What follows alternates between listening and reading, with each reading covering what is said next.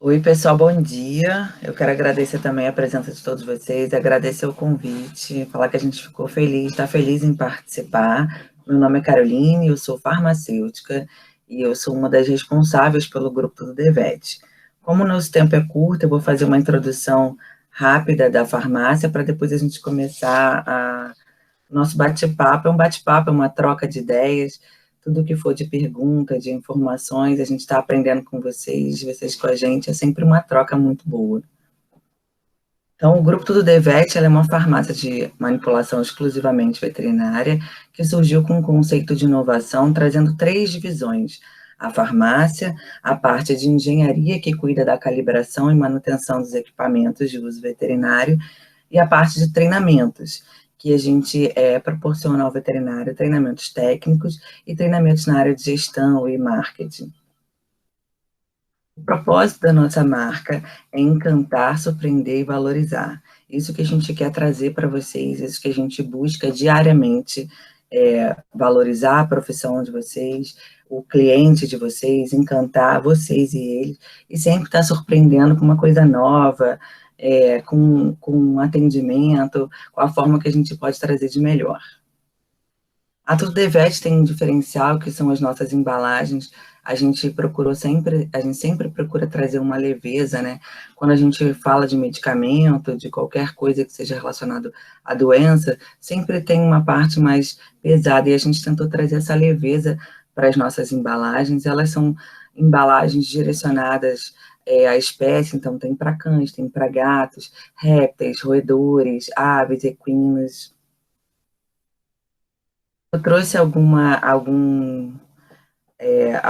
algumas mídias que a Tudo Devet saiu, né, reforçando o nosso posicionamento, a nossa qualidade, credibilidade no mercado. E antes de começar a falar sobre o tema da palestra, eu quero falar um pouquinho rapidamente sobre o medicamento manipulado, né? Todo medicamento manipulado de uso veterinário, seja ele comum, né, ou exclusivamente veterinário, a farmácia que manipula, ela necessariamente, obrigatoriamente, ela precisa ter o registro no MAPA, né, no Ministério da Agricultura, Pecuária e Abastecimento. Então, a dica que eu deixo para vocês é que quando forem indicar para os clientes de vocês, ou mesmo manipular, procurarem farmácias legalizadas. Então, a lei obriga, mesmo de uso comum, a farmácia a ter essa licença. E, claro, né, dá preferência sempre para as exclusivas. Assim como a gente vai procurar um dermato quando a gente quer cuidar da pele, um nutricionista quando a gente quer cuidar da alimentação, as farmácias exclusivas, elas estão aqui justamente para isso. Elas são full-time, a equipe é full-time, pensando em tudo que tem de novo, todas as novidades, trabalhando integralmente para o mercado veterinário. Então, vamos começar. Deixa eu ligar só o meu cronômetro aqui que eu esqueci, só para eu não me perder, que como eu vou dividir com a Daniele, para eu poder não falar muito devagar, nem muito rápido, e aí vocês também vão sinalizando, por favor. A gente escolheu um tema que é o uso de nutracêuticos na medicina veterinária, que é um tema que a gente trabalha, já vem trabalhando já desde o início da farmácia. A nossa farmácia tem um foco em medicina preventiva, então os nutracêuticos, eles se encaixam muito bem nisso. Os nutracêuticos, eles vêm crescendo junto com a alimentação natural, né? De uns 3 anos para cá, a gente já observa se falar bastante de nutracêuticos, né? Que era, a gente via que estava crescendo a alimentação natural e o uso de nutracêuticos, mas não se falava tanto. Hoje a gente já tem muito mais cursos disponíveis, a gente já tem muito mais informações, e isso é muito bom. Ele tá casado com a alimentação natural, mas não necessariamente só quem faz alimentação natural pode fazer o uso de nutracêutico, né? O nutracêutico traz benefícios para tudo. Os tópicos que a gente vai abordar hoje, a gente vai falar sobre os conceitos, a diferença entre alimentos funcionais e nutracêuticos, os tipos de nutracêutico, biodisponibilidade. A gente escolheu falar sobre o mineral, o magnésio, falar um pouco sobre a medicina preventiva e como nutracêuticos é um tema muito amplo e a gente tem uma gama enorme, nós escolhemos 3 para falar um pouco mais profundamente para vocês. Tudo bem? Estão ouvindo bem? Está tudo tranquilo? Não Tô viu? tranquilo. Estamos ouvindo bem, tá todo mundo... Tudo 100%. Oi? É que não ver vocês, a gente não sabe o que está acontecendo, né? Não, tá tudo bem, a gente sinaliza qualquer coisa. Tá ótimo. Então, primeiro eu queria começar a falar do conceito do nutracêutico, né? O que é o nutracêutico? Então, os nutracêuticos, eles são compostos bioativos isolados de alimentos com benefícios comprovados para a saúde. Eles apresentam mecanismos de ação definidos, provocando alterações no sistema biológico e, consequentemente, auxiliando na prevenção e tratamento de distúrbios orgânicos. O grande apelo do nutracêutico é a parte de prevenção e tratamento, né? E eles têm essa função de uso médico, de tratar doenças. Então, aqui eu trouxe uma tabela para mostrar para vocês algumas fontes dos alimentos e os compostos bioativos desses alimentos. Então, por exemplo, a cenoura é uma fonte de beta-caroteno, o brócolis é uma fonte de beta-caroteno, o melão tem carotenoides, algumas fontes de ômega, como o peixe, e eu trouxe também o Seaberry, que é uma fruta. O Seaberry é uma das 10 superfrutas do mundo. Ela é rica, ela é uma fonte vegetal de ômega 3, ela é rica em ômega 7, ômega 3, então ela é 6 vezes mais potente que o ômega 3 de origem animal. Então, você você administra em menor quantidade, né? A gente toma a cápsula oleosa, por exemplo, de ômega 3 diariamente, e o Seaberry a gente toma 2 vezes na semana. Então, tem essa redução também para um animal que não está conseguindo tomar todo dia, ou que não aceita essa cápsula, né? A cápsula oleosa a gente fica lembrando muito do ômega, e às vezes o animal não aceita. Ela é uma opção de fonte de ômega riquíssima, de origem vegetal. E aí eu estou trazendo essas fontes de alimento para a gente poder entender a diferença entre os alimentos funcionais e os nutracêuticos, né? Eu coloquei os conceitos. Os alimentos funcionais, são os alimentos que a gente consome na nossa dieta, né? Não são os alimentos saudáveis que a gente consome na nossa dieta, que trazem benefícios à saúde. Mas a diferença, a definição dele é todo alimento e bebida consumido na alimentação cotidiana que traz benefícios fisiológicos. E a grande diferença dele para os nutracêuticos é a função de diminuir o risco, né? Ele diminui o risco de doenças e os nutracêuticos tratam. E, por exemplo, a maçã, ela é rica em quercetina, mas para você obter essa quantidade de quercetina que tem na maçã, para prevenir, né, para ter essa ação oxidante, para prevenção de doenças que são geradas por estresse oxidativo, você precisaria ingerir um grande número de maçã. Então, o alimento funcional funciona como a nossa dieta, né? É que a gente associa dieta a emagrecimento, mas quando a gente vai procurar um acompanhamento nutricional, a gente faz uma reeducação alimentar. O nutricionista ele vai balancear a dieta e assim funciona para os animais, né, para dosar a quantidade de vitaminas, de minerais, de aminoácidos que você precisa ingerir para que o seu organismo funcione bem e antioxidante funcione em equilíbrio, né? O nutracêutico e o alimento funcional, por isso ele está casado, né? Os alimentos funcionais, a alimentação natural está bem casada com os nutracêuticos, porque quando você faz esse balanceamento, isso dá muito certo no seu organismo, você consegue fazer o seu organismo funcionar de maneira plena.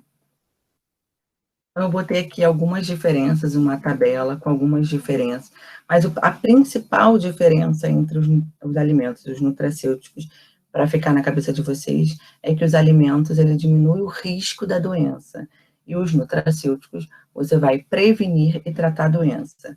Como ele é o composto que está, né, eu vou tirar a quercetina da maçã, ele é o composto bioativo, você consegue colocar na dose que o seu organismo precisa, e o tempo que você precisa, sem ter que ingerir grandes quantidades, né? Os nutracêuticos, eles podem ser fibras, probióticos, vitaminas, minerais, aminoácidos, fitoterápicos, tem uma gama enorme de ativos que a gente trabalha como nutracêutico. E aí, pensando nos nutracêuticos, a gente colocou um conceito muito importante, que é o conceito de biodisponibilidade. Por quê? Não adianta a gente fazer alimentação e prescrever um nutracêutico se ele não é absorvido corretamente no organismo. Então, ele não vai ter o efeito esperado, né, que a gente quer. Então, muitas vezes, isso acontece com medicamento, isso acontece com nutracêutico, se ele não for ingerido corretamente, né, e tiver uma absorção correta, talvez você não tenha sucesso no seu tratamento. Então, a biodisponibilidade determina o sucesso ou o insucesso do tratamento. E ela está muito ligada também à via de administração. Então, a gente tem uma biodisponibilidade oral, diferente da transdérmica, da nasal, da retal, né? E isso interfere bastante, assim, no tratamento. Então, o conceito de biodisponibilidade é o que chega do fármaco ativo na circulação sistêmica. Então, a gente tem que levar em consideração as vias, como eu falei, né? O efeito de primeira passagem, se sofre ou não, e se precisa sofrer ou não, né? Se ele precisa ser ativado pelo efeito de primeira passagem, ou se ele é desativado, isso a gente precisa também levar em consideração. Isso interfere diretamente na biodisponibilidade. Por exemplo, existem algumas moléculas que já são bem conhecidas, né? A cúrcuma. Existem inúmeros artigos e estudos sobre a cúrcuma, sobre todos os seus benefícios, né? Para doenças articulares, anti-inflamatório, para câncer, né, alguns tipos de tumor, mas a cúrcuma ela é muito pouco biodisponível, né? A gente absorve muito pouco da curcumina quando a gente ingere, principalmente por via oral. E aí, a biodisponibilidade, você precisa avaliar alguns mecanismos e usar de alguns artifícios para aumentar essa biodisponibilidade. Então, já é conhecido que a gente tem que prescrever a cúrcuma com piperina. Mas por que a gente tem que prescrever? Porque a piperina, ela funciona como um biopotencializador. Ela é uma molécula que potencializa a absorção do fármaco.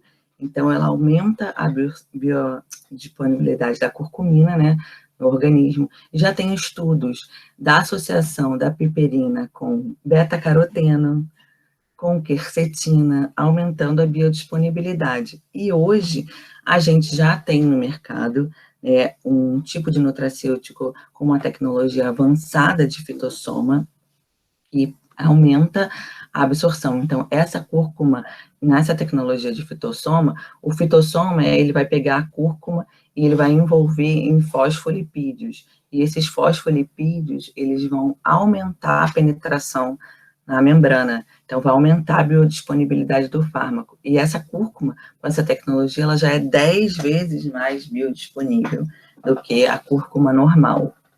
Então, são detalhes que fazem a diferença no tratamento. Então, eu botei alguns fatores que interferem na biodisponibilidade que vocês têm que levar em consideração, que é o tipo de molécula, se é um sal, se está associado a algum outro tipo de molécula que aumenta, né, a absorção, a quantidade ingerida, se você está prescrevendo a dose correta, se você está botando menos ou mais, se a substância, como eu falei, da piperina, ela aumenta ou ela diminui a absorção, né? As interações, hoje a gente tem inúmeras interações já conhecidas, interações com alimento, interações de minerais com minerais, de vitaminas com minerais, por exemplo, o ácido fólico e o ferro, eles depletam zinco. Então, se esse animal está ingerindo ácido fólico ou ferro, você tem que ficar atento ao zinco, né? O estado nutricional, se ele está saudável, se ele tem alguma deficiência de vitamina, se ele tem deficiência de aminoácidos que dificultam processos metabólicos, se ele tem disbiose que dificulta a absorção, e as particularidades do indivíduo e fatores genéticos. O que acontece com a gente também acontece com os animais. Por exemplo, eu vou dar um exemplo meu mesmo. Eu fiz um tratamento hormonal e eu fiz toda a primeira leva do tratamento de medicamentos de uso oral, né, comprimidos. e eu não respondi ao tratamento. E eu só consegui responder ao tratamento quando eu fiz todo o meu tratamento por transdérmicos, por adesivo transdérmico. Então, mas é uma particularidade minha. Então, eu absorvo melhor o medicamento quando ele é via transdérmica, pela via transdérmica. Mas é uma particularidade minha, como funciona para cada animal, né? Cada cliente, cada paciente que vocês vão atender. Então, todos esses detalhes que a gente está trazendo são muitas informações, mas são detalhes que vão trazer o sucesso pleno do tratamento de vocês, né? Hoje a gente já tem sucesso em muitos tratamentos, a gente já usa bastante, consome e tem muitos clientes e muitos veterinários que trabalham com a gente que relatam resultados muito positivos com o uso de nutracêutico. E aí, pessoal, tá tudo bem? Sim, tudo ótimo. Tá rápido, tá devagar? Não, tá num tempo bom. Tá. E a gente escolheu um macroelemento, né, o magnésio, justamente porque existe uma gama de tipos de magnésio que a gente pode manipular e que vocês podem comprar também no mercado, e a gente trouxe para vocês entenderem como ele funciona, né? O magnésio, ele participa de mais de 300 reações, ele participa em processos como agregação plaquetária, síntese proteica, ele participa na proliferação de linfócitos, estrutura de ossos e dentes, ele é um mineral extremamente importante para o funcionamento do nosso organismo. Então, nos alimentos, ele está presente em fontes como cereais, vegetais, espinafre, né, algumas farinhas, principalmente farinhas de origem animal. E a gente escolheu 4 tipos principais de magnésio, para vocês verem, existem vários tipos de magnésio, que têm diferentes absorções e você pode utilizar em diferentes casos clínicos, né, para ter um melhor aproveitamento do magnésio. Então, a gente vai falar sobre o cloreto de magnésio, o magnésio de malato, o magnésio quelato e o magnésio L-treonato. O cloreto de magnésio é um sal o magnésio associado ao cloro. Ele é super higroscópico, então ele absorve muita umidade do ambiente. Ele não pode ser manipulado em qualquer forma farmacêutica, justamente por conta disso. Se você pesar um pouquinho de magnésio numa plaquinha e deixar na bancada, por exemplo, ele vira uma água. Ele absorve muita umidade do ambiente. E ele é uma fonte de magnésio, né? Para você repor magnésio no seu paciente. E ele também possui essa ação laxante. Então, a gente precisa tomar cuidado quando a gente prescreve o cloreto de magnésio por conta dessa ação laxante e por conta de quando ele dissocia no nosso organismo, né, ele libera cloro. E esse cloro, ele ajuda, né, na produção de ácido clorídrico do estômago. Então, você tem que avaliar a condição desse seu paciente para ver se enquadra você prescrever o cloreto de magnésio como fonte de magnésio. O magnésio de malato, ele é um magnésio associado a 2 moléculas de ácido málico. Quando ele associa o magnésio a essas 2 moléculas de ácido málico, ele aumenta a biodisponibilidade do magnésio, porque ele facilita essa absorção na membrana, né? E esse magnésio é um tipo de magnésio que é o mais utilizado como fonte de magnésio, porque ele não gera desconforto gástrico. Então, ele tem uma biodisponibilidade muito boa, ele não gera esse desconforto gástrico. E ele tem as mesmas funções, você pode utilizar para as funções de magnésio, né? Para musculatura, dores articulares, vou botar aqui as propriedades, fraqueza muscular, para funções cognitivas. Então, a gente já falou de 2. A diferença que o primeiro que a gente falou, o cloreto, tem essa ação laxativa. O magnésio de malato, dos tipos de magnésio, ele é o que tem melhor absorção, melhor biodisponibilidade. E tem esse plus de não gerar o desconforto gástrico. O magnésio quelato, que é o mais conhecido, né? Apesar do de malato ele ser o melhor, o magnésio quelato é o mais conhecido e o mais utilizado e o mais prescrito. mas agora vocês já sabem do dimalato, ele é excelente. E o magnésio quelato, ele tá, ou bisglicinato, né? Ele tá ligado a 2 moléculas de glicina. E essa ligação, esse conjunto, também aumenta a biodisponibilidade do magnésio no organismo.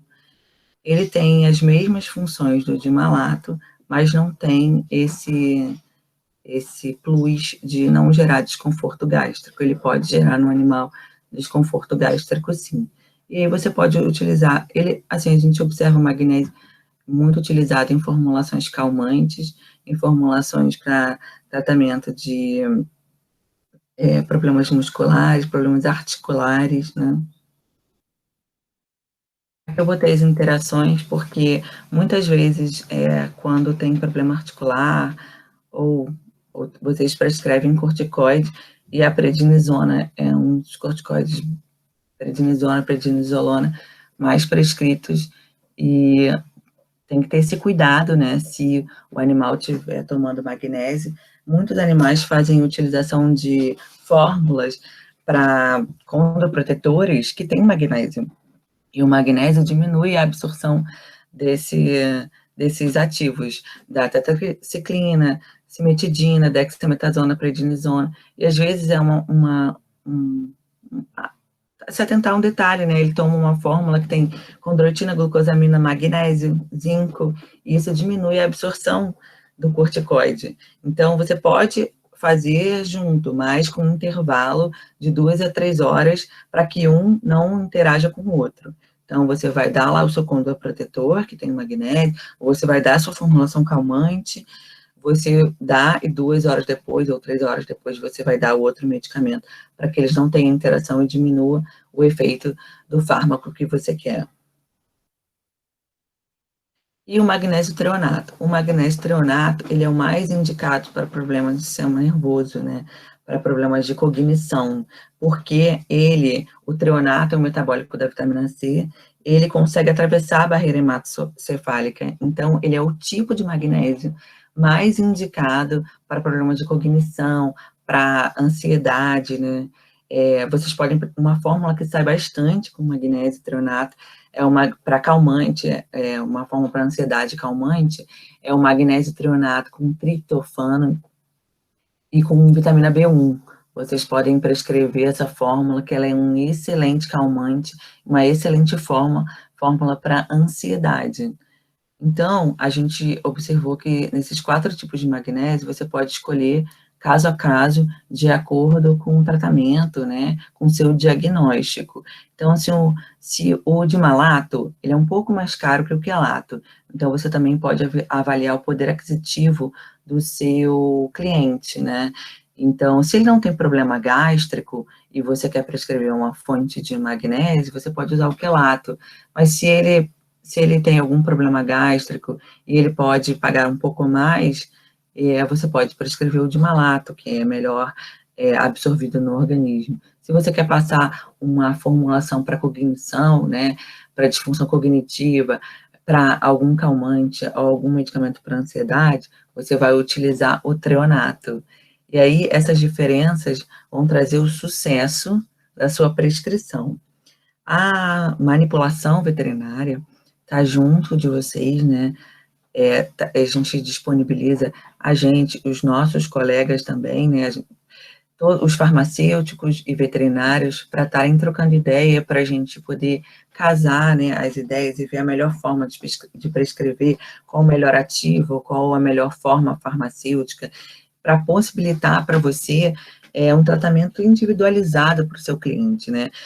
Você pode dar para o seu cliente um tratamento personalizado, e isso vai fazer toda a diferença. Hoje se fala muito, né? Já se fala sempre se falou sobre isso, mas hoje mais ainda por conta de tudo que está acontecendo, né?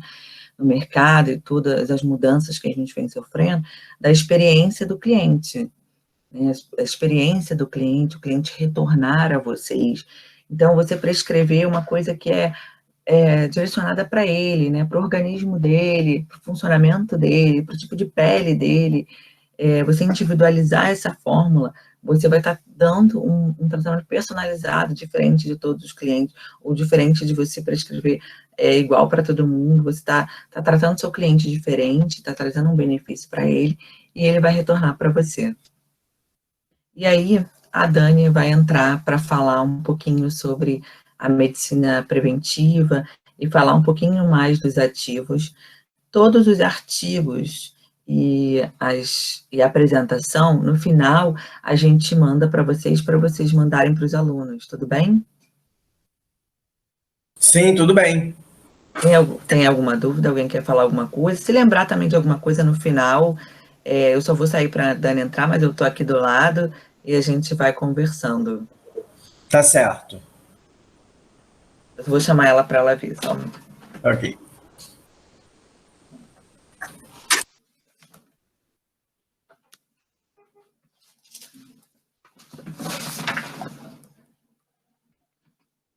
Oi, pessoal, tudo bem? Bom dia. Tudo, bom dia. Tudo bom, Rafael? Tudo bem, Dani. Vocês estão me vendo direitinho? Estamos. Então ótimo. Então, pessoal, meu nome é Daniele, a Carol já me apresentou, né? Aí, eu sou uma das sócias aqui do grupo do Devest, trabalho junto com a Carol, junto com o André, e vim aqui para falar com vocês um pouquinho da medicina veterinária preventiva. Não sei se vocês estão acostumados a ouvir esse termo, mas é um termo que tem sido se falado bastante, tanto na medicina humana quanto na medicina veterinária. E, assim, hoje a medicina preventiva, ela é uma especialidade que se ocupa na proteção, na promoção da saúde, né, e no bem-estar dos animais. Isso tudo com o objetivo de evitar a morte precoce. É muito importante a gente manter a saúde dos animais, né? Porque quando o animal está doente, a doença ela pode ser simples ou não grave, ou em outros casos ela pode ser grave, de difícil tratamento. Além disso, o tratamento ele pode ser caro, custoso para o proprietário e também pode colocar a vida desse paciente em risco, né? Além disso, a doença ela pode ser contagiosa, colocando em risco também até os outros animais que estão em convivência com ele, e também as pessoas, as próprias pessoas que convivem com ele. Hoje a gente sabe que você tratar a doença já instalada é muito mais doloroso e muito mais caro. Então é importante você suplementar ao longo da vida desse animal para que ele tenha uma qualidade de vida melhor, para que você prolongue a vida desses animais.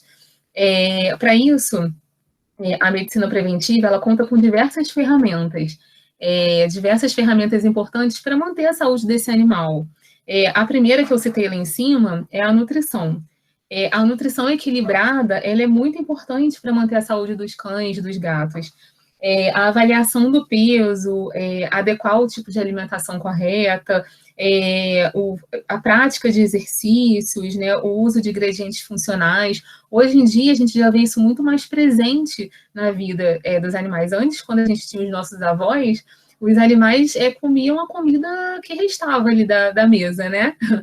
E hoje em dia, isso foi mudando ao longo do tempo. Hoje em dia, a preocupação de se ofertar para esses animais nutrientes, vitaminas, uma alimentação balanceada, já virou uma rotina na medicina veterinária. E é muito importante, é uma das ferramentas mais importantes aí na prevenção de doença. A vacinação também ela deve ser realizada no momento certo, e é o método mais eficaz e mais seguro na prevenção das doenças, né? Hoje em dia a gente sabe da importância de se manter lá a carteirinha de vacinação, vacinar, a vacina correta, né? Uma vacina de qualidade, isso tudo também é uma ferramenta muito importante na prevenção das doenças. A gente sabe hoje também que a prevenção da doença periodontal também é muito importante. Várias doenças têm origem na boca, então a saúde bucal também é extremamente importante do animal. O comportamento, aquilo que o animal come, o estresse ele pode abaixar a imunidade do animal. Então, todo o comportamento também no ambiente que ele vive é extremamente importante na prevenção da saúde. Além disso, também o controle de parasitas, extremamente importante. É importante manter esse controle em dia, já que os vetores desses parasitas são vetores de diversas doenças. Então, tudo isso, além dos exames 2 vezes por ano, tudo isso é de extrema importância para você manter a qualidade de vida desses animais e prolongar a vida deles, né? E aí surge com tudo isso o uso dos nutracêuticos. Os nutracêuticos, eles trazem um novo conceito na prevenção e no tratamento de diversas doenças. Eles, na verdade, têm o intuito de promover o melhor funcionamento do organismo, fortalecer o sistema imunológico, melhorar o funcionamento do intestino, entre diversas outras funções. E isso tudo com a utilização de substâncias antioxidantes, minerais, vitaminas, aminoácidos, e tudo isso se preocupando sempre em utilizar os melhores ativos e na sua melhor forma de biodisponibilidade, como a Carol citou aí, a biodisponibilidade do magnésio, todas as substâncias, elas existem na sua melhor forma de biodisponibilidade. Isso é extremamente importante para que a gente tenha sucesso no tratamento, tá? Antes de falar, eu peguei 3 principais nutracêuticos que eu achei importante abordar para vocês, que fala do tratamento imunológico, do tratamento antioxidante, do intestino, de tudo isso. Mas antes de entrar para falar do kefir, eu queria falar da importância de se manter um intestino saudável. A gente sabe hoje que o intestino ele contém 70% das células do nosso sistema imunológico. Então, você manter a saúde intestinal, tanto dos animais quanto a nossa, é extremamente importante, porque você vai evitar com que tanto nós quanto os animais ficamos vulneráveis às doenças. Então, é muito importante você manter esse intestino saudável, já que ele contém 70% das células do sistema imunológico. E como é que a gente consegue isso? Como é que a gente consegue manter esse intestino saudável, né? A gente consegue através de uma alimentação saudável, uma alimentação balanceada e também através do uso de probióticos. O kefir é um probiótico que a gente já usa há bastante tempo aqui na farmácia. É um ativo que a gente começou a trabalhar e tem resultados maravilhosos. Não sei se vocês conhecem, alguns já devem ter ouvido falar. O kefir ele já é bem antigo o uso dele. A gente, na época das nossas avós, costumavam-se doar leveduras para fazer o iogurte caseiro, né? E aí esse iogurte ele tem diversas propriedades, só que hoje a Tudo Devet pode contar com um iogurte, com um kefir, na sua forma de pó, que ele é muito importante e é a forma ideal para a gente manipular em todas as formas farmacêuticas, seja no biscoitinho, na cápsula, isso facilita a manipulação. O kefir ele é composto por 7 cepas de bactérias ácido-láticas. As bactérias ácido-láticas elas são responsáveis por fazer a fermentação do leite, ela usa a lactose do leite e produz no final da fermentação o ácido lático, que ele é responsável por coagular o leite e dar aquela característica do iogurte, né? Aquela característica, aquela coisa bonita, né? A consistência bonita do iogurte. E a gente conseguiu comprar isso na forma de pó. O kefir que a gente compra, ele vem com um laudo e a gente consegue ter o número de células viáveis, ou seja, as células realmente que estão vivas, né? O número de componentes de lactobacilos vivos que estão ali, que vão fazer o efeito tanto na imunidade, na disbiose. Já isso, a gente não consegue ver naquele iogurte caseiro que a gente faz. Porque você não tem como, depois que você faz o iogurte em casa, você não tem como saber quantas bactérias viáveis, células viáveis tem naquele iogurte. Então, você manipulando, você sabe exatamente o que tem ali dentro, quais são as espécies de lactobacilos que tem ali dentro e quais realmente estão fazendo efeito. Isso vem no laudo, o fornecedor já te entrega isso, tá? Além disso, o nosso kefir, ele contém um revestimento de multicamadas que ele aumenta a sua estabilidade, ou seja, a gente consegue manipular numa validade maior. Já aquele iogurte artesanal, a gente tem que manter na geladeira, a validade dele é muito, muito menor, 2, 3 dias no máximo você tem que consumir ele. Uma cápsula de kefir tem 4 meses de validade. Então, isso facilita muito mais a administração, né? O kefir, ele é composto por 7 cepas, né, como eu falei, de lactobacilos, contendo cada uma 100 bilhões de UFC por grama. A gente tem os lactobacilos acidófilos, o Bifidobacterium longo, os lactobacilos paracasei, os lactobacilos raminosos, os lactobacilos fermento, streptococcus thermophilus e lactobacilos helvéticos. São todos os lactobacilos que fazem parte da constituição do kefir, tá? Pessoal, se vocês tiverem alguma dúvida, podem ir perguntando, tá? Tá muito rápido? Não, tá ok. Tá ok? Tá. Ah, então ótimo. Então vou continuar.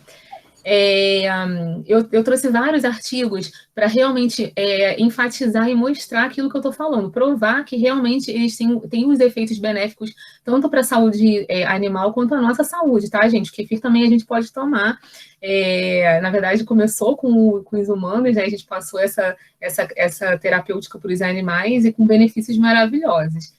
E esse primeiro artigo que eu estou citando aqui, ele investigou o efeito do kefir. Eles suplementaram ratos, né, via oral, com o kefir de leite de soja, e eles puderam observar que ele teve um efeito antialérgico.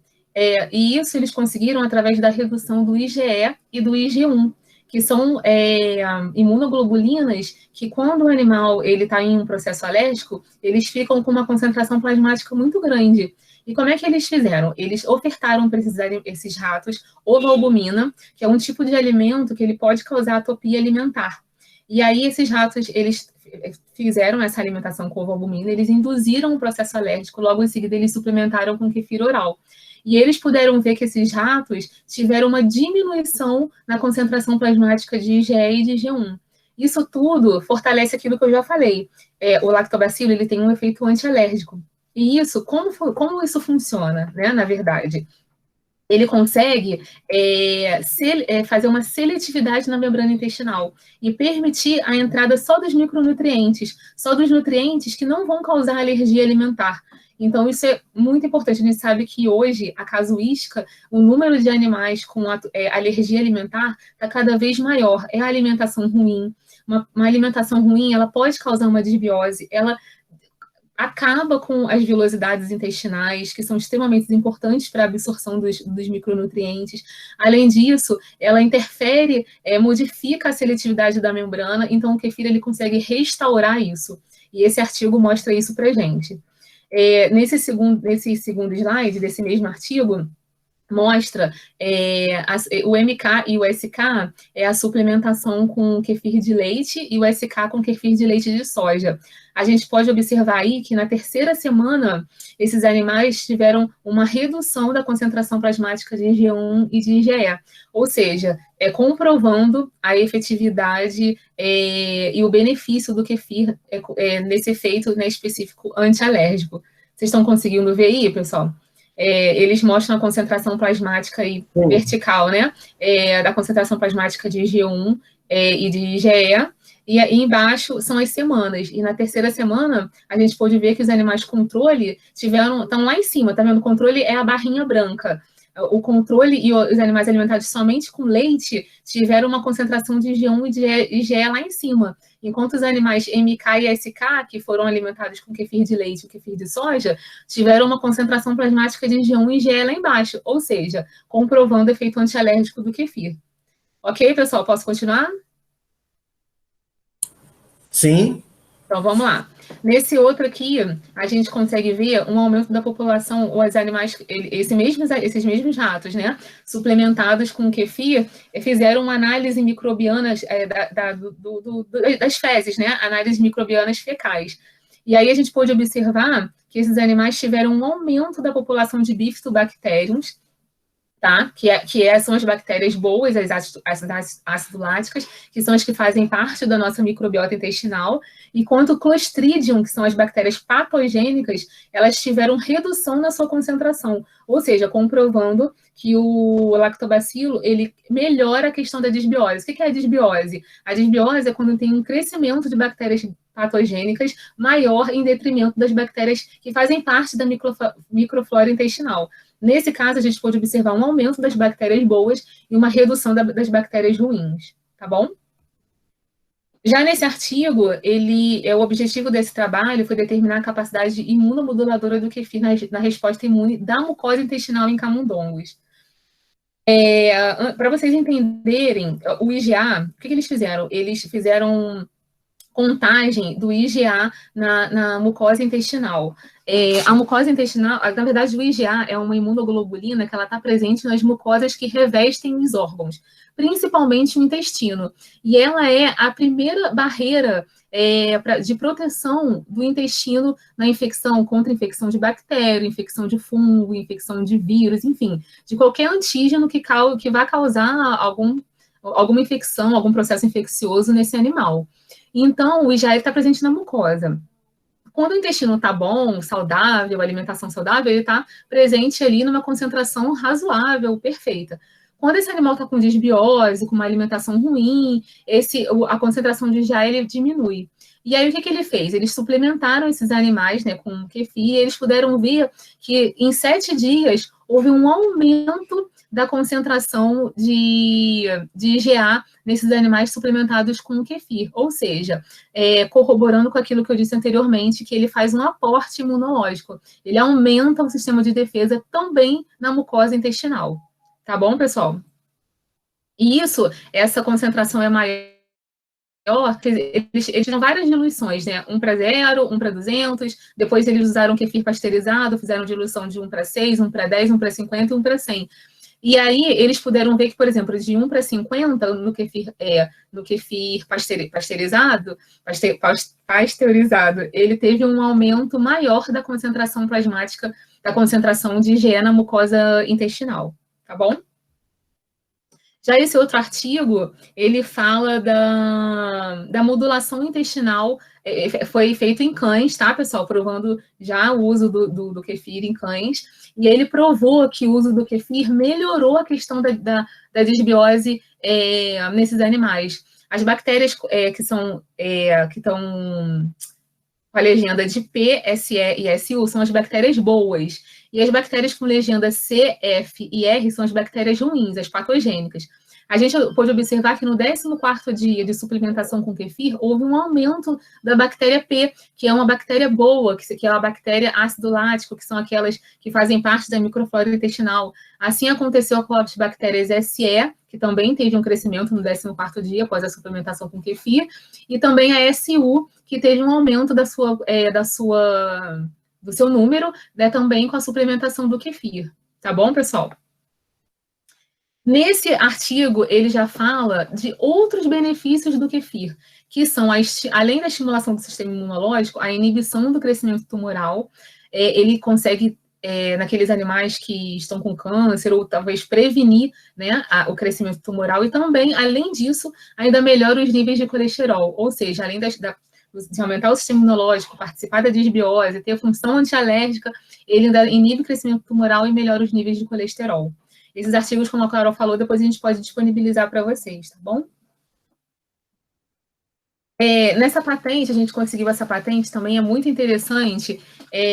A gente ouve falar muito de estresse oxidativo, de efeito antioxidante, eu vou abordar isso um pouco mais na frente, mas eu queria só explicar uma coisa. Quando o animal está num processo, num estresse oxidativo, o fator nuclear NF-kappa-beta, ele está lá em cima.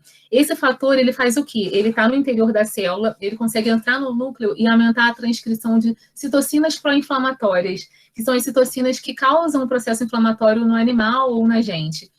O kefir, ele tem um efeito antioxidante, ele consegue neutralizar os radicais livres que aumentam o NF-kappa-beta, ou seja, ele neutralizando os radicais livres, essa célula não vai ser mais estimulada, consequentemente, ele vai inibir o NF-kappa-beta e vai inibir também a produção das citocinas pró-inflamatórias. Inibindo a citocina pró-inflamatória, esse ativo ele tem o quê? Um efeito anti-inflamatório. Ou seja, essa patente, essa referência, mostra que além do efeito antioxidante, o kefir também ele tem um efeito anti-inflamatório. Tá bom, pessoal? Por reduzir NF-kappa-beta, que é um fator nuclear que já existe nas nossas células. Essa referência foi feita em animais, tá, pessoal? Que existe já referências em humanos, mas eu tentei trazer para vocês referências de uso em animal. Agora, pessoal, eu vou abordar um outro nutracêutico que a gente já trabalha há bastante tempo aqui na farmácia. Não sei se vocês já ouviram falar, mas é um nutracêutico extremamente importante no uso de infecções recorrentes do trato urinário. E é importante a gente destacar isso, porque a gente, quando pensa em infecção, a gente sempre pensa em antibiótico. E existem alternativas ao tratamento e a gente pode substituir até os antibióticos. E quem é esse ativo maravilhoso que eu amo tanto, que a gente já tem resultados maravilhosos com ele, já trabalha há bastante tempo? É a demanose. A demanose, ela é um açúcar muito parecido com a glicose, tá, pessoal?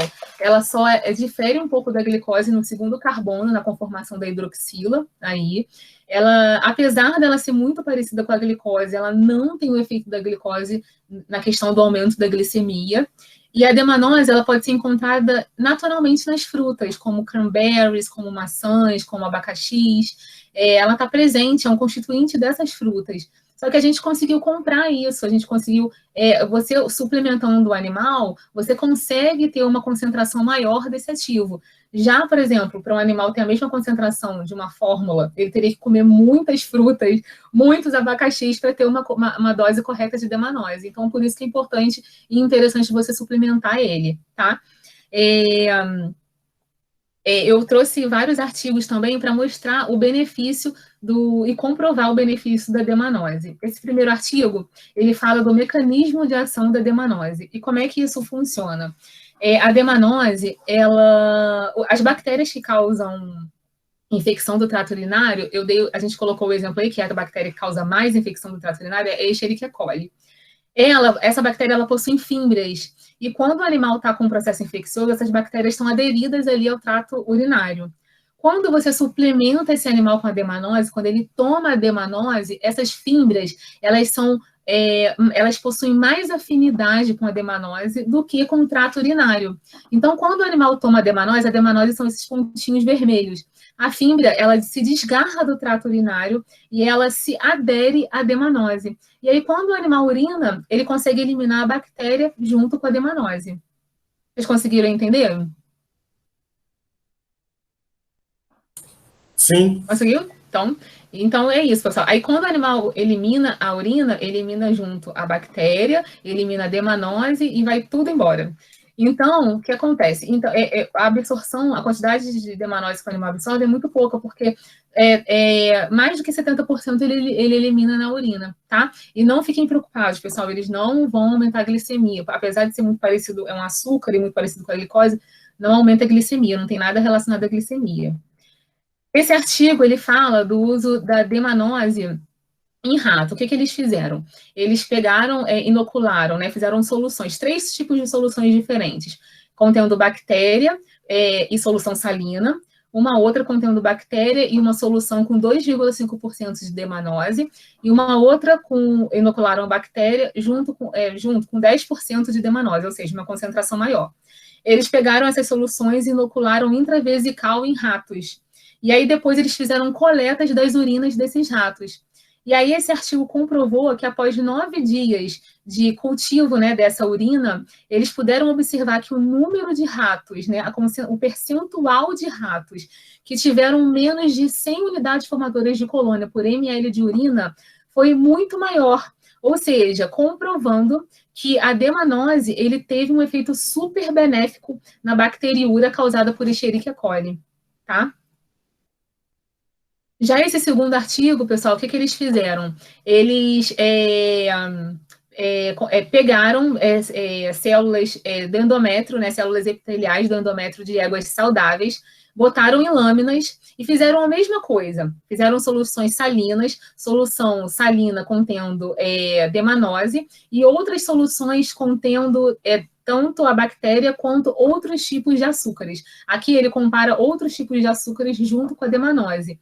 No primeiro quadradinho, pessoal, a gente pode observar que a demanose, ela, na concentração de 50 miligramas por ml, conseguiu diminuir muito a aderência da Escherichia coli nas células epiteliais do endométrio dessas éguas. Ou como é que eles conseguiram fazer isso, né? Ao final, eles inocularam as bactérias, inocularam a solução de demanose nas células, e ao final eles fizeram um lavado e eles conseguiram ver, através da microscopia, o número de células epiteliais que tinham aderido ali à bactéria.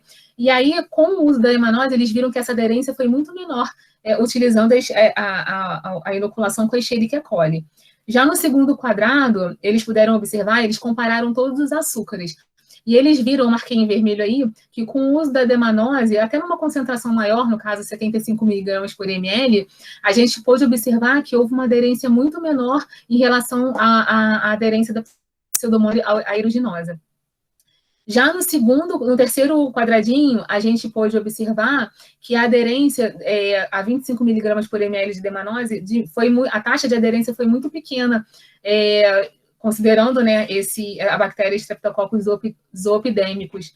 Então, a gente só enfatiza a questão de que a demanose, ele diminui a aderência nas células epiteliais. Nesse caso, a gente comprovou que tanto no endométrio, né, que pode ser no endométrio, nesse caso, de éguas saudáveis, como também na questão das células epiteliais do trato urinário, tá?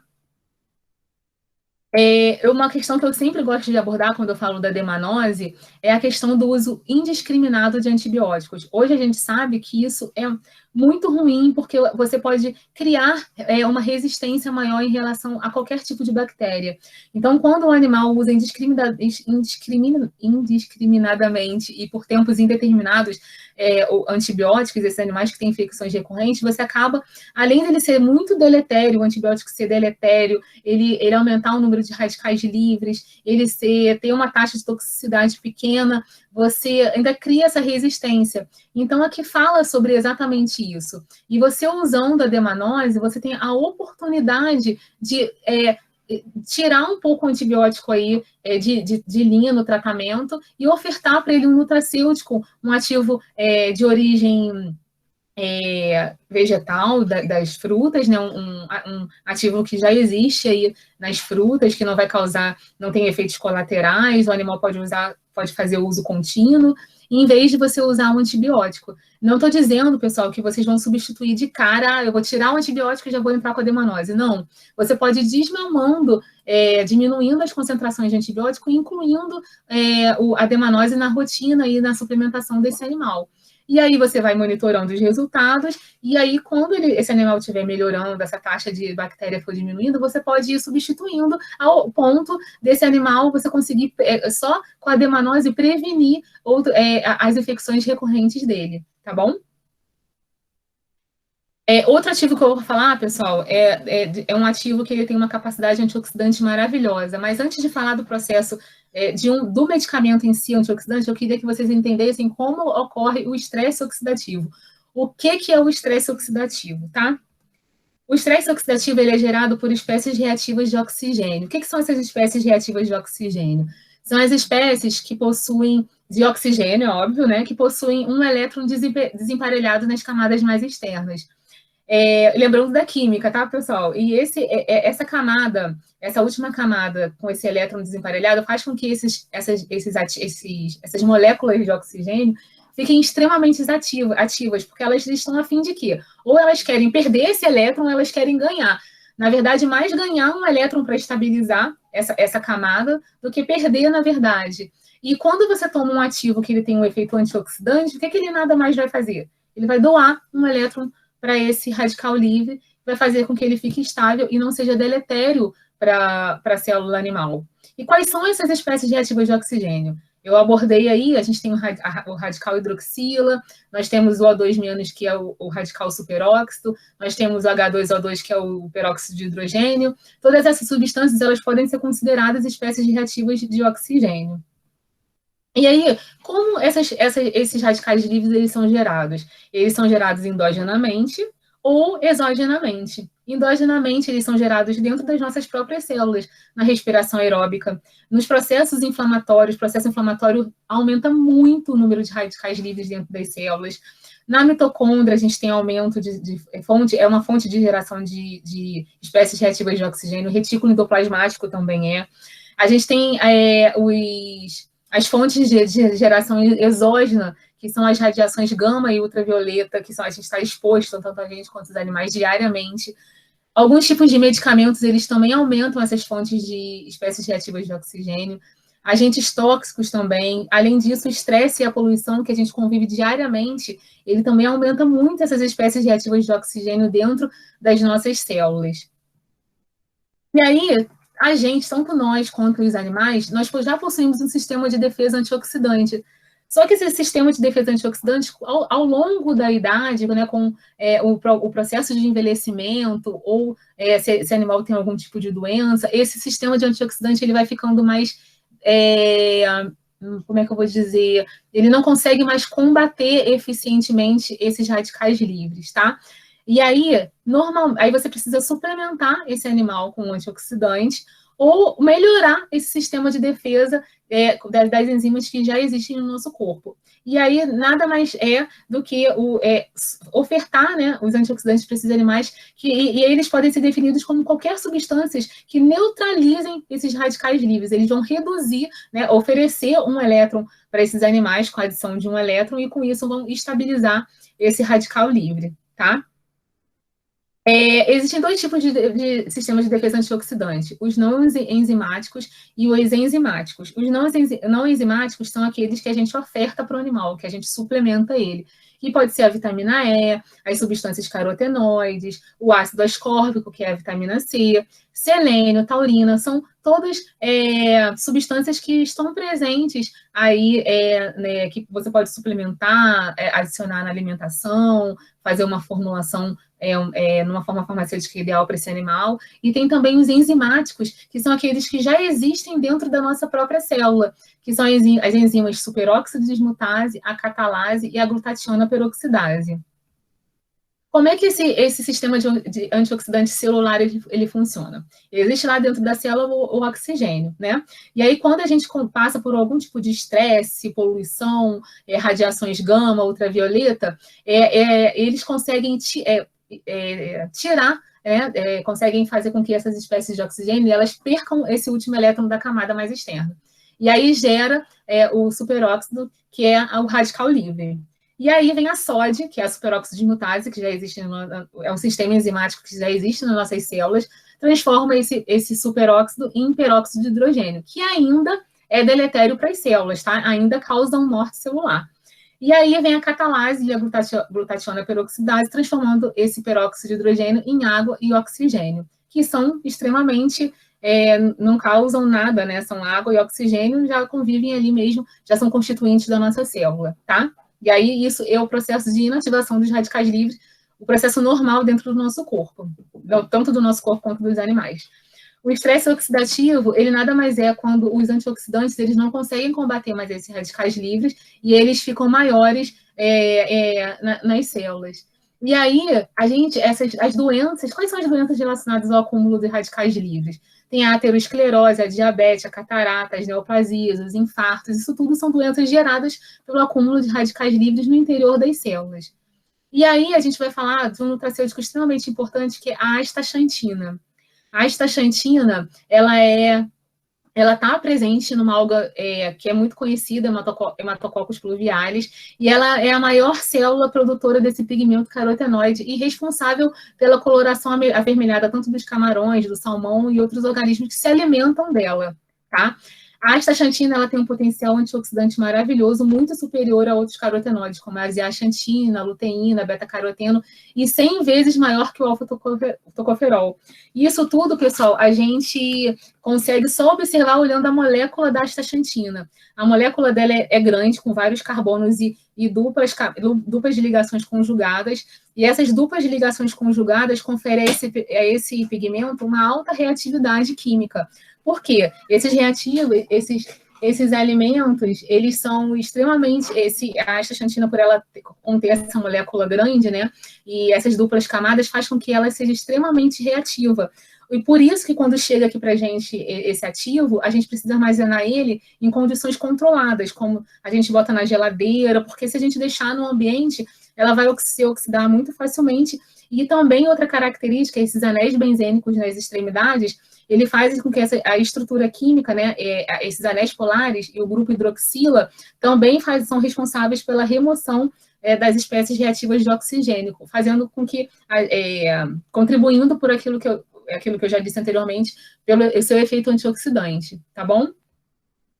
A astaxantina tem diversos benefícios, redução do estresse oxidativo, redução dos danos do DNA, já que os radicais livres eles causam danos no DNA. Ela tem alta atividade antitumoral e também consegue suprimir infecções bacterianas. Isso eu vou mostrar nos próximos artigos.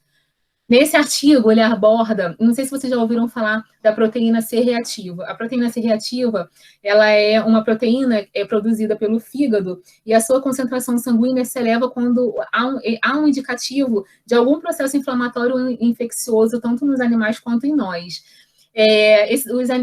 Esse artigo mostra que após a suplementação da astaxantina, na 8ª semana, a gente conseguiu observar uma redução da concentração plasmática da proteína C reativa, principalmente na concentração de 2 miligramas por dia. Tá bom, pessoal?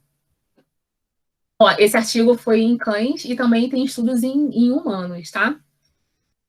A astaxantina reduz a peroxidação lipídica e o estresse oxidativo. O que é a peroxidação lipídica? Quando há um acúmulo de radicais livres nas células, eles acabam oxidando os lipídios, né? Os radicais livres, eles conseguem destruir os lipídios da bicamada lipídica, que é constituinte da parede, né? Da parede das nossas células. Destruindo a parede das células, consequentemente, você vai ocasionar uma morte celular. Então, ela reduz a peroxidação lipídica por reduzir o número de radicais livres e, consequentemente, o estresse oxidativo. E também, consequentemente, ela aumenta as células produtoras de anticorpos e estimula as células T, tá? Nesse artigo, eu estou correndo um pouquinho, pessoal, por causa da hora. Nesse artigo, a gente... eles suplementaram animais com astaxantina e a gente pôde observar que na 16ª semana houve um aumento na concentração das células B, que são que são os linfócitos que têm como sua principal função a produção de anticorpos contra o antígeno. E aí a gente pôde observar, pessoal, que na concentração de 20 miligramas por dia, essa concentração plasmática aumentou bastante.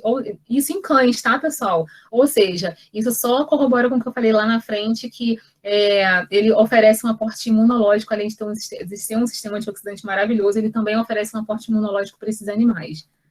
Já nesse artigo, a gente pôde observar, eles suplementaram também com a astaxantina, e a gente pôde observar um aumento da concentração plasmática de IgG e de IgM. O que são IgG e IgM? São os anticorpos produzidos pelo corpo, especificamente contra um determinado antígeno. E a gente pôde observar que na 16ª semana, com a suplementação com kefir, houve um aumento, principalmente na concentração de 20 miligramas por dia, houve um aumento na concentração plasmática de IgG e de IgM. Já nesse mesmo artigo, a gente pôde observar, não sei se vocês já se lembram das células natural killer. As células natural killer, elas têm como propriedade a destruição, como função, né? A destruição das células infectadas tanto por vírus quanto as bactérias tumorais. Então, já na 6ª semana, a gente consegue observar que houve um aumento da concentração, do número, né, de células NK nesses animais. Essa concentração foi mais evidente com o uso da astaxantina da dose de 40 miligramas. Já nesse mesmo artigo, ele também fala da questão da diminuição da concentração plasmática da proteína C reativa, que é aquela proteína que, quando o animal tem um processo infeccioso ou algum processo inflamatório, tanto a gente quanto eles, fica lá em cima a concentração, né? É um indicativo de um processo inflamatório. Então, com o uso da astaxantina, teve essa redução da concentração plasmática da proteína C reativa. Esse artigo já fala do uso em gatos, tá? Não só ele pode ser utilizado em cães, mas também pode ser utilizado em gatos, tá bom? E aqui também mostra que na 12ª semana houve uma diminuição na concentração plasmática de IgG e de IgM. E é isso, pessoal. Eu acho que eu falei um pouquinho, corri mais um pouquinho, eu fiquei preocupada com a hora, mas a gente quis abordar esses nutracêuticos, que são os que a gente já tem, a gente trabalha com milhões de outros tipos de nutracêuticos, mas a gente quis trazer os mais importantes, né, para vocês, os que a gente já tem um resultado bom, né? E aí, se vocês tiverem alguma dúvida, eu e a Carol, a gente está aqui, e a gente pode esclarecer um pouco para vocês. Muito obrigada pela presença de todos, é um prazer falar com vocês. Obrigado. Não, até que a gente tá dentro do tempo ainda. A gente vai abrir agora para as perguntas, né? E o pessoal que quiser pode abrir o áudio, fazer a pergunta sem problema, mas vamos fazer de forma organizada, um de cada vez. Espero que vocês tenham gostado. Obrigada pela participação. A gente está à disposição. Se não tiver agora, se quiser estudar o material também, pode mandar. Tem nosso e-mail, nosso telefone aí disponível para vocês, tá?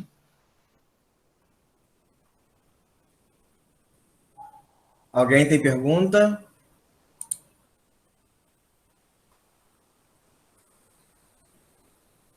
Bem, como o pessoal não está se manifestando, Eu tenho. Tem alguém que tem. Não tem pergunta. Calma aí que tem uma. Tem uma pessoa que tem. Tem? Vamos lá, vamos Acabou ver. de aparecer aqui para mim. Deixa aí.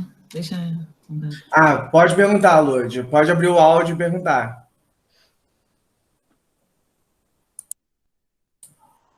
Com relação a probióticos e pré-bióticos, o que vocês indicam?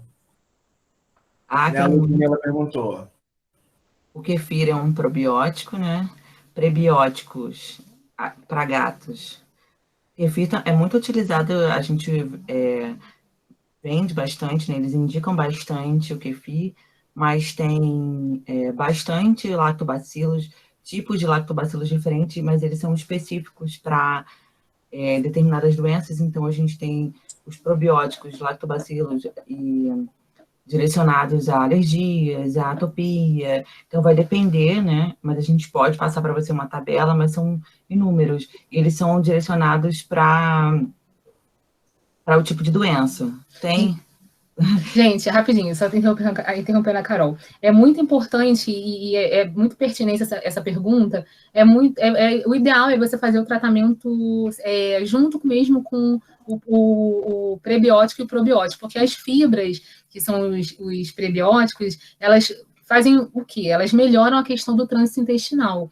Você melhorando a questão do trânsito intestinal, fazendo com que esse animal ele defeque mais, né? Você consegue manter esse intestino saudável.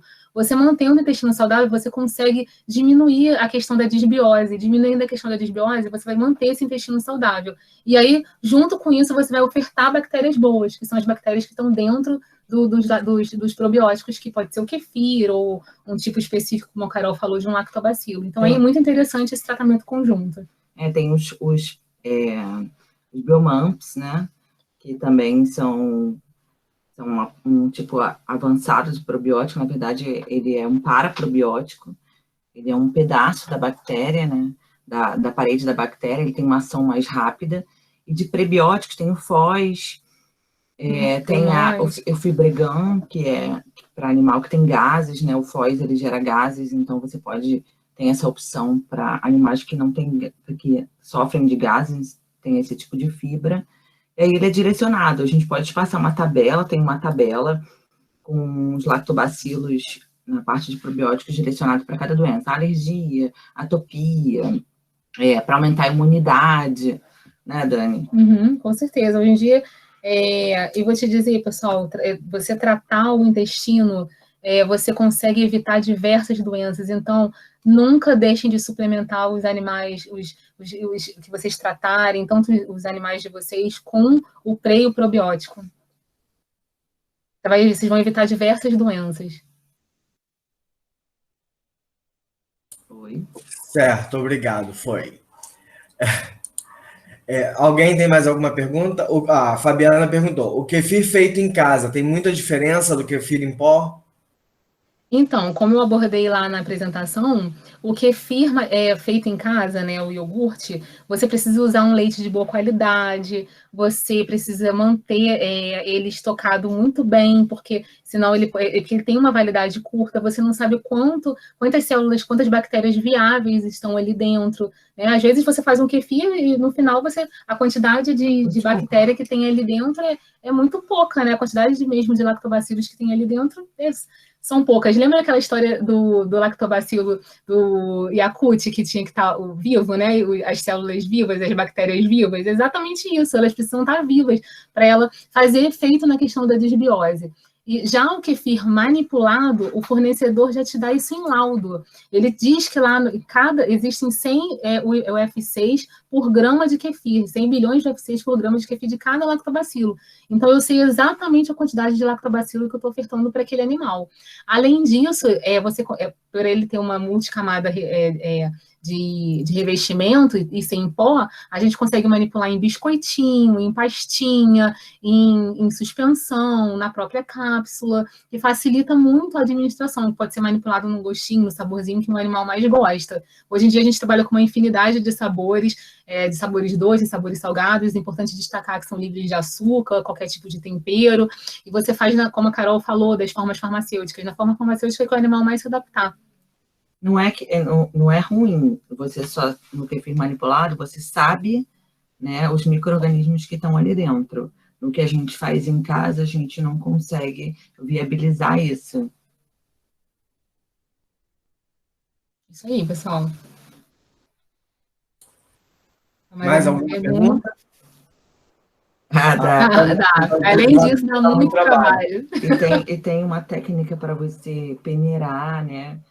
Para você não matar também eles. Mas é muito bom também, é muito bom. Mas essa opção é mais prática, né? Para quem tem o dia a dia corrida, também é mais prática.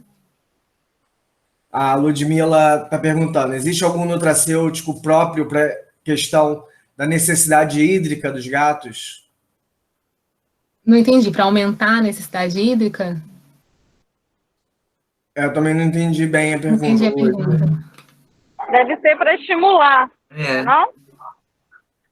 Deve ser para estimular, para fazer com que ele sinta mais a necessidade de beber água, deve ser isso, que é um dos grandes problemas, né? Isso, algo que ajude o estímulo de beber água.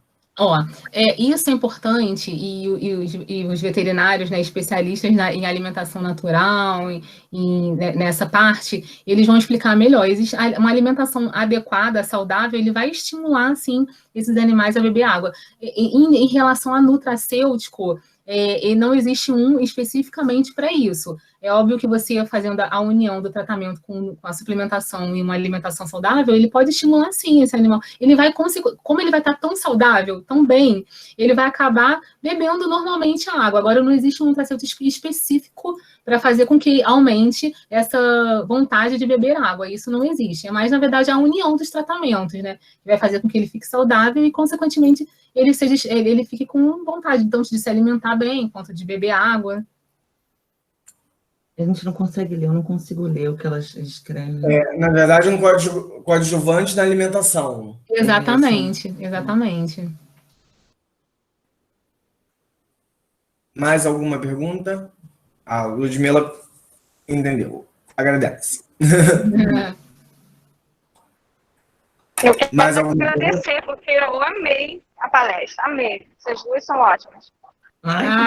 Que lindo, a gente fica muito feliz. Muito é um tema muito apaixonante, tem muita coisa para estudar, né? A gente está sempre se atualizando, sempre sai uma coisa nova, então a gente fica constantemente buscando informação, mas é muito apaixonante, né? Depois que a gente começa a estudar, a gente também tem vontade de tomar tudo, de comer melhor. E é isso que a gente quer, né? Dar longevidade para os animais, para a gente, ter uma qualidade de vida boa para todo mundo. Tem uma cesta do Tudo de Vet para a gente sortear, né? Sim. Vamos disponibilizar. Aí como é que você vai fazer? Eu vou fazer o seguinte, eu vou pedir para vocês interromperem o compartilhamento. Fecha aí. Eu vou compartilhar o sorteador e a gente vai fazer um sorteio com os presentes na sala. Legal. Né, eu vou sortear. É tão melhor quando a gente vê. 4 números. E aí vamos ver, porque como eu tenho a listagem de todos os inscritos, mas eu não tenho como selecionar quem está presente, né, no sorteador. Então aí a pessoa fala presente, né? Fala, tô aí. Aí eu faço o sorteador, compartilho a nossa planilha e aí a gente vê quem é que está presente e a pessoa ganha vamos lá, 27, 13, 22 e 9. Vamos ver o 27 se está presente. Deixa eu... Depois você vai passar para a gente, né, Rafael? Passo. Vamos lá, o 27 está presente.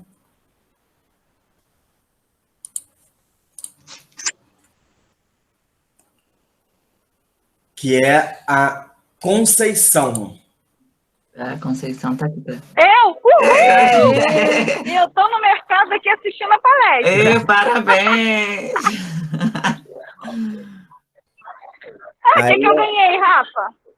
A cesta com produtos da Tudo de Vete. Tem várias coisas. Tem shampoo natural, tem amo. hidratante, tem suplemento.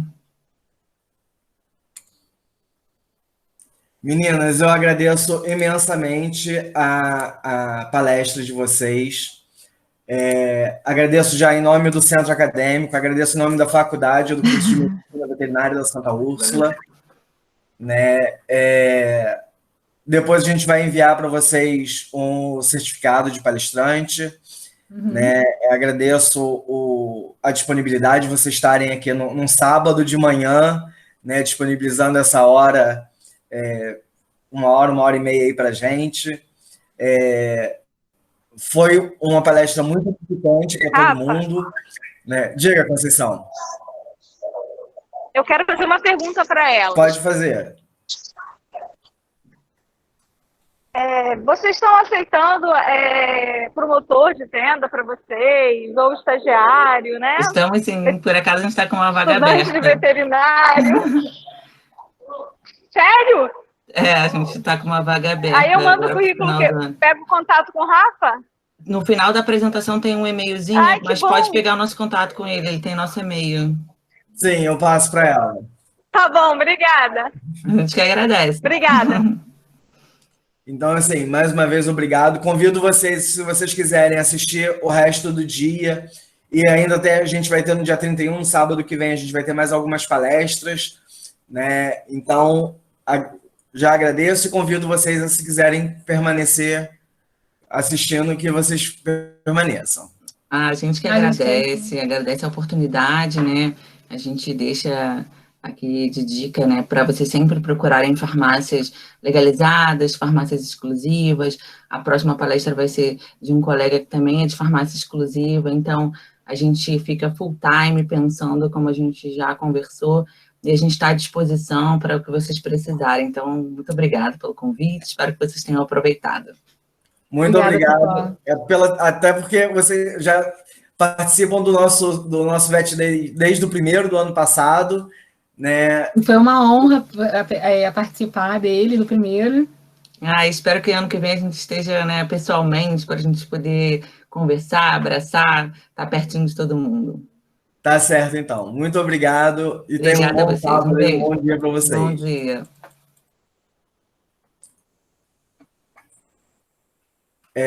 A gente vai agora fazer mais um sorteio, né? A gente tem o sorteio agora do kit de higiene para gatos, né, que é uma bandejinha com alimentador, ou o pegador lá de cocô, a pazinha. Né? Vamos para o sorteador.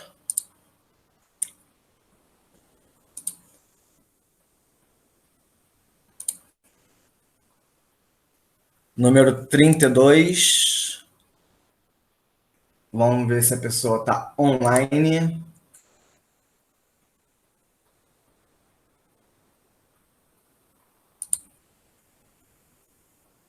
É o Edson. O Edson está online. Vamos só compartilhar aqui a planilha para vocês verem.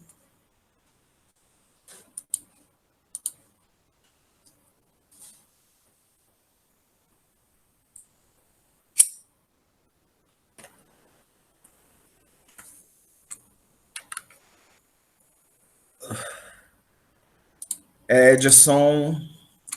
Parabéns, Edson.